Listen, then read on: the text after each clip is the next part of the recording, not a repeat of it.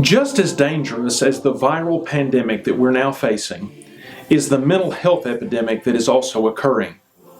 Months of fear, anxiety, sadness, and social isolation have certainly taken their toll. In fact, there was a new study reported on by Time magazine in September that shows just how severe that this epidemic may be. Americans who meet criteria for depression diagnosis during the pandemic are estimated to be 3 times higher than was expected. In fact, one survey of the U.S. Census Bureau found that 48% of Americans are now feeling down, depressed, or hopeless during this time. We desperately need a sign of hope. We need light at the end of the tunnel. Well, tomorrow night, December 21st, we may just get it. We're told that a bright light's going to appear in the sky that hasn't been seen for 800 years. Both the planets Jupiter and Saturn are going to align and appear as a single bright star in the sky. Some are calling it the Bethlehem star. But regardless of what it is, it's going to provide some much needed light in the midst of a very dark time. You know, scholars have long debated about what it was that appeared in the sky over Bethlehem at the birth of Jesus. Was it a comet or a supernova? Or maybe a similar planetary alignment? Or perhaps it was simply a special supernatural event that God created just for the moment. But whatever it was, when we read the Nativity story, you might think that the star is an incidental detail. But I'm here to tell you, actually, it carries tremendous significance that reaches back into the Old Testament and even as far as the final chapter of the Bible, Revelation 22. Let me tell you what I mean. The Bible frequently uses the imagery of stars to describe the brightness and splendor of spiritual beings. Spiritual beings are regularly described as being luminous or fiery and are often associated with objects in the sky like planets and stars. God reveals in the book of Job that when He laid the foundations of the earth, the morning stars sang together and all the angels shouted for joy. It was marking the dawning of a new day when God created the heavens and the earth. When Isaiah the prophet speaks of the arrogance of the king of Babylon, he compares him to a spiritual being that had fallen from heaven, a morning star, the son of the dawn. In Latin, the word here is translated Lucifer. Apparently, this is the backdrop of Satan's rebellion and fall, like a bright star falling from the sky. Because of this connection between stars and evil spiritual beings, the law of Moses warned against the use of astrology and the worship of stars. But interestingly enough, it was a star that would be associated with the bright coming of God's Son, Jesus, into the world. When Jesus was born, there were some wise men from the east that followed a star to find the place where He lay. They associated, for some reason, the event of this star with the birth of a great king. Well, who were these wise men from the east? It's entirely possible they were astrologers from an area formerly known as Babylon. You see, if you go back in time around 600 years prior to the event of the Bethlehem star, the Jews had been taken into Babylonian captivity. And among the group was Daniel. He found himself surrounded by magicians and astrologers in the king's court. And it may have been because of Daniel's influence that some of those wise men learned of an ancient prophecy among the Jews. The ancient prophecies found in the book of Numbers, when a greedy prophet named Balaam, who had an international reputation for cursing and blessing nations, was summoned by Balak, the king of the Moabites, to curse Israel. But every time he tried to curse Israel, a blessing rather than a curse came from his mouth. And then the prophet's final oracle was this: I see him, but not now. I behold him, but not near. A star shall come out of Jacob, and a scepter shall rise out of Israel. It seems that these wise men from the east knew of this prophecy, that a star would signal the birth of a king in Israel. This prophecy, in fact, may have been a favorite of the Jews in Babylonian captivity because it provided them hope of a new day in the future, hopefulness that one day their dark night of captivity would end. But the wise men may have also been aware of Isaiah's prophecy that not only would the star bring or signal hope for the Israelites, but also it would bring hope to all nations. Isaiah said, "Arise, shine, for your light has come, and the glory of the Lord rises upon you. See, darkness covers the earth, and thick darkness is over the peoples.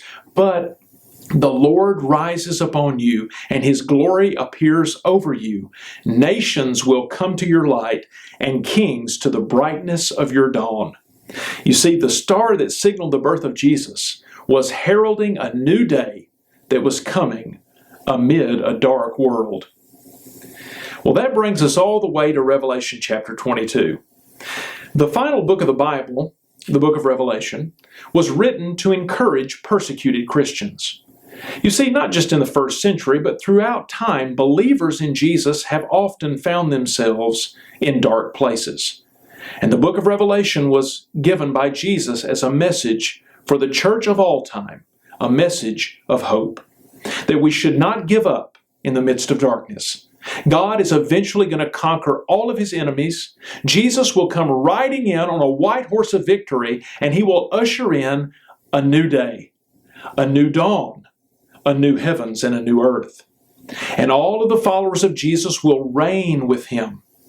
So even when things seem bleak, when it feels like the night will never end, we should look upward, look to the east, because sunrise is coming. Jesus ends the story of the Bible with these words in Revelation 22:16. "I, Jesus, have sent my angel to give you this testimony for the churches. I am the root and the offspring of David, and the bright morning star." The term morning star is most commonly used to refer to the planet Venus when it appears in the east just before sunrise. You see, the morning star is a star that outshines all the others. This star heralds that a new day is coming. There are powerful, dark spiritual forces that are at work in this world. The brightness of their influence often holds sway over us. Some of them, like Satan himself, are morning stars that appear as if they rule the day. But Jesus is the root and offspring of David. That is to say, He is the King of all kings. His light shines brighter than all the others. He is a bright morning star. I think a beautiful illustration of the hopefulness that a bright morning star can bring in the midst of a dark time is illustrated so beautifully in J.R.R. Tolkien's classic novel, The Return of the King. In that story, the people of Middle-earth are being engulfed by unspeakable evil. It seems as if all hope is lost, and it's just then that the character Sam looks up into the dark sky and sees a twinkling white star.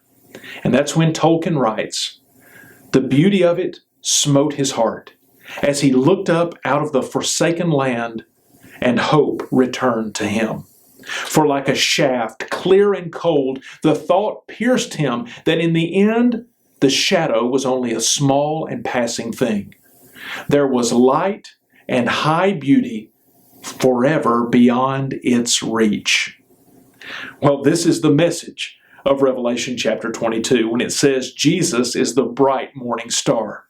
No matter how bad things seem to be in this world, no matter how powerful evil becomes, Jesus is a bright morning star that demonstrates there is light and high beauty forever beyond the reach of evil.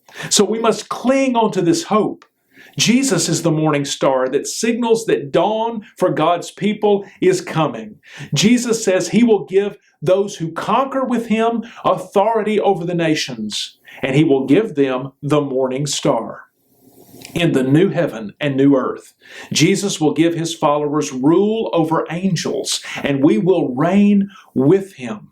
We will be given divine authority to rule in the glorified kingdom of God. You see, there is a new day coming. So even when things seem dark, look to the morning star and don't give up. You know, our immediate future is very uncertain. We face the real prospect right now in our culture, in this world, of sickness and death. economic devastation, and we face growing social inequality and the possibility of even more pandemics to come. So it poses a very practical problem to you and me. How do we find hope in the face of an uncertain future? Well, the only hope to be found is by looking to Jesus as the bright and morning star. His presence shining in our hearts gives hope of the dawning of a new heavens and new earth. Recent events have shown us just how broken that this current world truly is. But this world is not the end of the story. Our hearts must be set toward the hope of the new dawn of the bright and morning star and how it signals a new day that is approaching. The new dawn is what Revelation 22 details as a rewoven and healed world that is coming. A place where the nations are healed. A place where there will be no more curse on anything, including pandemics. A place where there is no more darkness, no more evil and injustice. It'll all be scattered forever away. And every thirst, the deepest longings of your soul will be forever satisfied. You may not realize it, but there is a new day coming. Look to the bright and morning star and see that there is a new heavens and a new earth that is awaiting, a place where righteousness dwells and a place where all the wrongs are made right. You know, the way that you live your life right now and the way I live my life is completely controlled by what we believe about the future. An illustration of this was shared recently by another preacher. He said there was an old tale about two men who were thrown into a dungeon for 10 years of hard labor. But before being put there, one man found out that his wife and children were dead. The other man heard that his wife and child were alive and they were waiting for him. Well, as you can imagine, the first man, he died only after a few years. He wasted away because he had no hope. But the second man endured, he resisted, and he stayed strong. You see, both men were facing the same circumstances, but the two men responded completely in different ways based upon what they believed about the future. You see, what you believe about the future makes all the difference in the here and now. Jesus, the bright morning star, signals what the future holds for you and me as His followers. It points to the new day of a healed and renewed heaven and earth. And it provides real hope for us because it provides us a certain future. If you believe in Jesus and the power of His resurrection, you not only have hope for the future, you have a living hope right now for today. So look to Jesus as your bright morning star, and you will triumph over all the evil and the uncertainty that you will ever face in this world. Because with Jesus, there is light and high beauty forever beyond the reach of evil. So look to the star. Look to the bright morning star of Jesus, because there is a new day that is coming.